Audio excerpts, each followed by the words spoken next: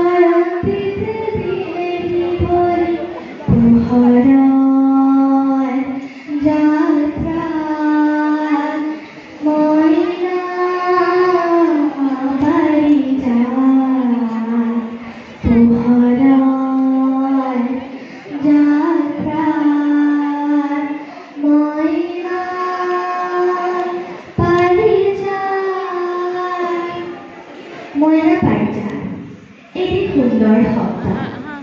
পোহৰৰ বাট দেখুৱাই মইনাসকলক আগুৱাই নিয়া অনুষ্ঠানটিয়ে হৈছে মইনা পাৰিজাত। বিভিন্ন জাতি জনগোষ্ঠীৰ মইনাসকলক একেখন পতাকাৰ তলত উঠাই মানৱতাৰ জয়গান গোৱা অনুষ্ঠানটিয়ে হৈছে মইনা পাৰিজাত। অসমৰ সকলো গীত মাত, লোক সংস্কৃতি, সাহিত্য ইত্যাদিৰ সৈতে মইনাসকলক পৰিচয় কৰাই দিয়া অনুষ্ঠানটিয়ে হৈছে সদৌ অসম মইনা পাৰিজাত। যিসকল মহান ব্যক্তিৰ প্ৰচেষ্টাত মইনা পাৰিজাতৰ দৰে অনুষ্ঠানটি গঢ় লৈ উঠিছে, তেওঁলোকক সেৱা জনাইছোঁ। 1940 চনতে তেজপুৰত দত্তনাথ কলিতা তথা ককা মহাদেৱ শৰ্মাৰ উদ্যোগত পাৰিজাত সংঘ নামৰ এটি অনুষ্ঠান গঠন হৈছিল। 1948 চনত ককা ত্ৰৈলোক্যনাথ শৰ্মাই হেমন্ত বৰদলৈৰ সহযোগত যোৰহাটৰ তৰাজান সোণাৰী গাঁও তৰাজানা মইনামেল নামেৰে প্ৰথম মইনামেল গঠন কৰে। পৰৱৰ্তী সময়ত পাৰিজাত সংঘ আৰু মইনামেল একেলগ হৈ সদৌ অসম প্ৰাদেশিক মইনামেলৰ 1950 চনত সৃষ্টি হয় আৰু 1951 চনত হোৱা ইয়াৰ প্ৰথম অভিৱৰ্তন উদ্বোধন কৰে সেই সময়ৰ ভাৰতৰ প্ৰধানমন্ত্ৰী পণ্ডিত জৱাহৰলাল নেহৰুৱে। সেই একে সময়তে গুৱাহাটী আইতা নলিনীবালা দেৱীয়েও পাৰিজাত নামৰ এটি অনুষ্ঠান আৰম্ভ কৰিছিল। ককা ত্ৰৈলোক্যনাথ শৰ্মা, ককা মহাদেৱ শৰ্মা তথা আইতা নলিনীবালা দেৱীৰ প্ৰচেষ্টাত পাৰিজাত নাটক আৰু মইনামেল এই দুই অনুষ্ঠান একেলগ হৈ 1954 চনৰ 27 জুন তাৰিখে সদৌ অসম মইনা পাৰিজাতৰ জন্ম হয়। স্বকীয় মহিমাৰে উজ্জ্বল সদৌ অসম মইনা পাৰিজাত আজি 75 বছৰীয়া। 2024 চনৰ 27 জুন তাৰিখৰ পৰা আৰম্ভ হোৱা সদৌ অসম মইনা পাৰিজাতৰ মহাৰাজক জয়ন্তী বৰ্ষৰ অন্ত পৰিব 2025 চনৰ ডিচেম্বৰ মাহত।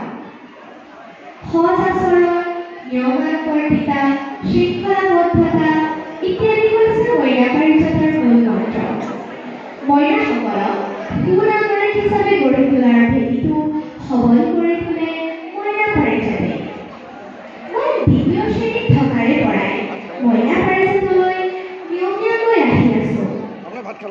প্ৰত্যেক সপ্তাহৰ শনিবাৰৰ দিনটোত আমাৰ পাৰিজাতৰ বৈঠক হয় আৰু এই বৈঠকখিনি পৰিচালনা কৰে এখন মইনাৰ মন্ত্ৰীসভাই।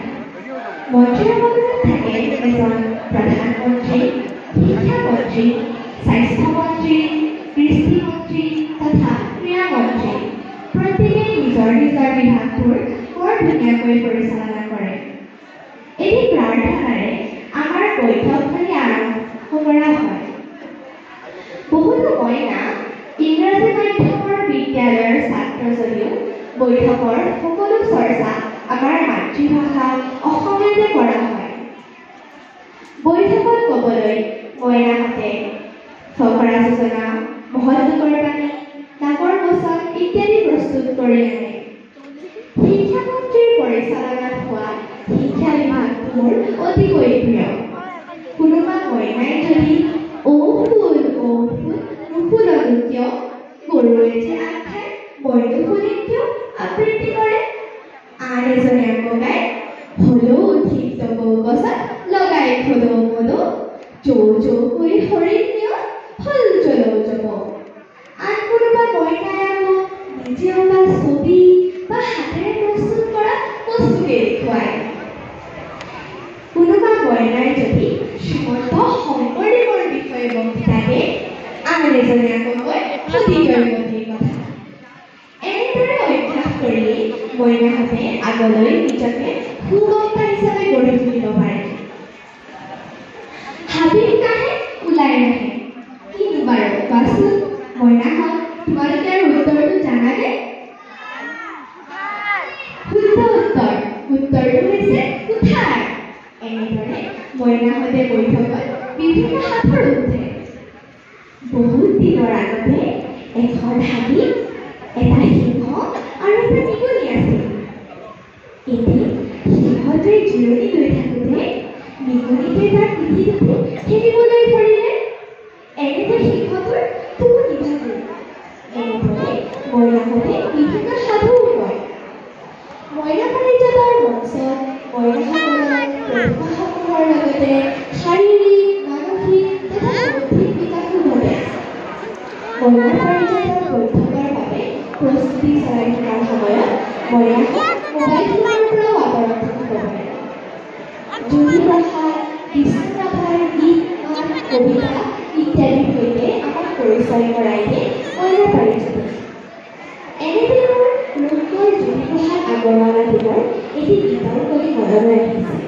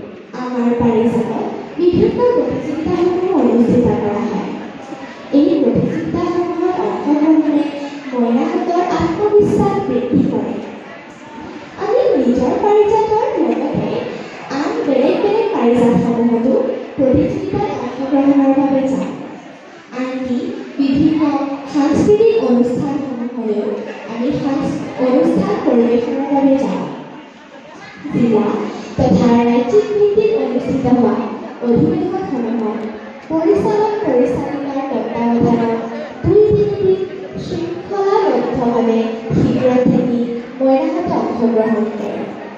শিবিৰত থাকি প্ৰতিযোগিতাসমূহত অংশগ্ৰহণ কৰাৰ অভিজ্ঞতাবোৰ বৰ মনোৰম। 2023 চনত ধেমাজিত অনুষ্ঠিত হোৱা সদৌ অসম মইনা পাৰিজাতৰ 7ম দ্বিবাৰ্ষিক অধিৱেশনত আমাৰ পাৰিজাতেও অংশগ্ৰহণ কৰিছিল।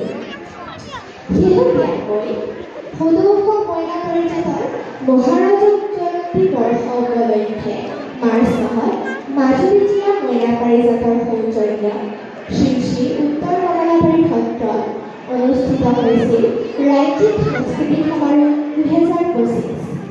এই সমাৰোহখনত মই এগৰাকী মহিলা প্ৰতিনিধি হিচাপে অংশগ্ৰহণ কৰিবলৈ সুযোগ লাভ কৰিছিলোঁ। ডিব্ৰুগড় জিলাৰ 15জনীয়া মহিলাৰ দলটিত আছিল আমাৰ পাৰিজাতৰ প্ৰিয়াংশী ভৰদ্বাজ। আমি নিয়ম শৃংখলা মানি 3 দিন শিবিৰত থাকি আমাৰ অনুষ্ঠানসমূহ পৰিৱেশন কৰিছিলোঁ। বিভিন্ন ঠাইৰ মহিলাসকলক লগ পাই আমাৰ মাজত বন্ধুত্ব ভাতৃত্ববোধ গঢ় লৈ উঠে। আমি শৃংখলাবদ্ধ হ'বলৈ শিকোঁ। আমি নিয়মানুৱৰ্তী হৈ নতুন পৰিৱেশত খাপ খাবলৈ শিকোঁ। মইনা পাৰিজাতৰ আমাৰ দৰে কণ শিশুসমূহৰ প্ৰতি থকা অৱদানসমূহৰ কথা কৈ শেষ কৰিব নোৱাৰি। আজি এই সভাপতিৰ দৰে গুৰু দায়িত্ব লাভ কৰি মই আপোনালোকৰ আগত মনৰ ভাৱ প্ৰকাশ কৰিব পাৰিছোঁ। সেয়া সম্ভৱ হৈছে কেৱল মইনা পাৰিজাতৰ বাবে। সুস্বাস্থ্য তথা সুস্থ মন এজন মানুহৰ সফল জীৱন যাপনৰ প্ৰতীক। ঘৰুৱা স্বাস্থ্যসন্মত আহাৰ গ্ৰহণ কৰি দৈনিক ব্যায়াম কৰি আমি আমাৰ শৰীৰটো সুস্থ কৰি ৰাখিব পাৰে। ভেদাইলতা, মানিমুনি, নৰসিংহ এইবিলাকৰ নাম বাৰু তোমালোকে শুনিছানে? এইবিলাক হ'ল বহু ঔষধি গুণ সম্পন্ন আৰু নিৰ্ভেজাল।